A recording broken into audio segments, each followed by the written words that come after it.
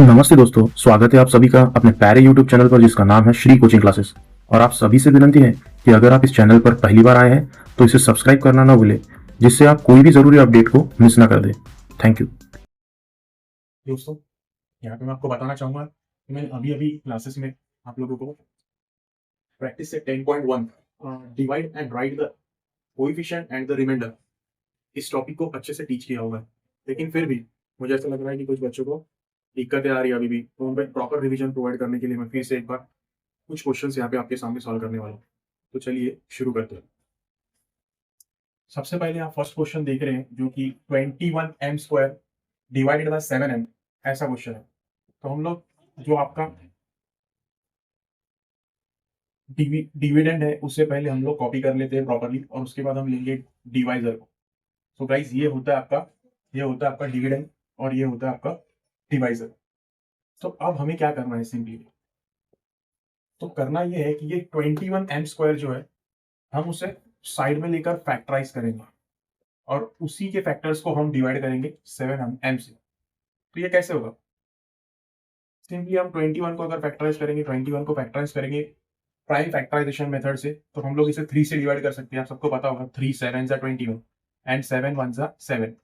So in this way आपको क्या मिल जाएंगे, फैक्टर्स आपको मिल जाएंगे 21 के, 3 7 जा 21। ओके, और m का स्क्वायर, m रेस को मल्टीप्लीकेशन में उसे इटसेल्फ 2 टाइम्स रिपीट करना है।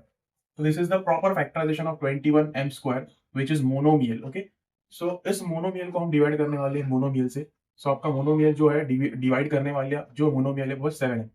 तो इसके कोई फैक्टराइजेशन आपको नहीं मिलेंगे because 7 itself is a prime number and m is a single term, so that's why single variable. So that's why हम लोग क्या कर रहे हैं कि m को वहां पर एज इट इज लिख रहे हैं। अब यहाँ से आपको क्या करना है, तो जो कैंसिल होने वाली टर्म्स है उन्हें कैंसिल कर देना डायरेक्टली, जैसे कि 7 और 7 common terms, equal terms cancel हो चुके हैं, m और m ये भी कैंसिल हो चुके हैं।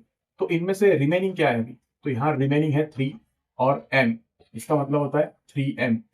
ओके, इस रिमेनिंग पार्ट को आपको डायरेक्टली यहाँ पे प्लेस कर देना है 3m। ओके, सो हम लोग अब इन दोनों को मल्टीप्लाई करेंगे और जो भी आपको प्रोडक्ट मिलेगा उसको इसमें से सब्ट्रैक्ट करेंगे, जैसे कि हम रेगुलरली डिवीजन में कर देते हैं। तो हमको करना क्या है, 3m को मल्टीप्लाई करना है 7m के साथ, 3m इंटू 7m इनका मल्टीप्लीकेशन करना है। देखिए मिलेगा 3 7, कॉन्स्टेंट्स को अगर आप मल्टीप्लाई करोगे तो 3 7 जा हो जाएगा 21। सो लाइक हम यहाँ पे लिख लेते हैं 21, और यहाँ पे m इंटू m अगर आप करोगे तो पता चलेगा कि यहाँ पे दोनों का जो इंडेक्स है वो है 1 इटसेल्फ। तो मल्टीप्लीकेशन में हम लोग क्या करते हैं, इंडेक्स को ऐड करते हैं, 1 प्लस 1 क्या हो जाएगा, 2 हो जाएगा। m इंटू m क्या होता है, तो m स्क्वायर होता है। इस तरह से हम लोग इन लोगों को ऐड कर लेंगे, मल्टीप्लाई कर लेंगे।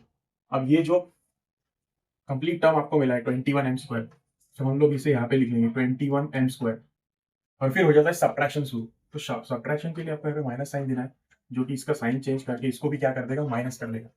Then plus 21m² and minus 21m² are the same terms with different sign because this is positive and this is negative। तो डायरेक्टली वो क्या हो जाता है, जीरो होता है। जैसे कि हम लोग अगर कांस्टेंट लेते हैं, जैसे कि -21 एंड +21, तो इसका आंसर हमेशा क्या आता है, जीरो, क्योंकि दोनों भी वो कैंसिल हो जाएंगे। तो इसी तरह से पूरा का पूरा टर्म जो है वो डिफरेंट साइन के साथ था, भले ही वो m² वेरिएबल के साथ हो, एग्जैक्टली सेम था। तो हम लोगों ने क्या किया, इस माइनस की वजह से इसका साइन चेंज करके हमने उसे कैंसिल करवा लिया। अब आसानी से आप यहाँ पे जीरो लिख सकते हैं।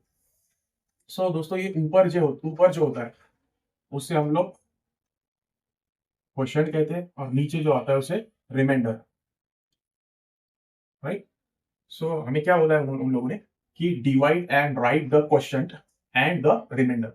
सो हम लोग यहाँ पे क्वोशिएंट लिखते हैं, quotient is 3n and remainder is 0। यहाँ पे रिमाइंडर इज इक्वल टू 0।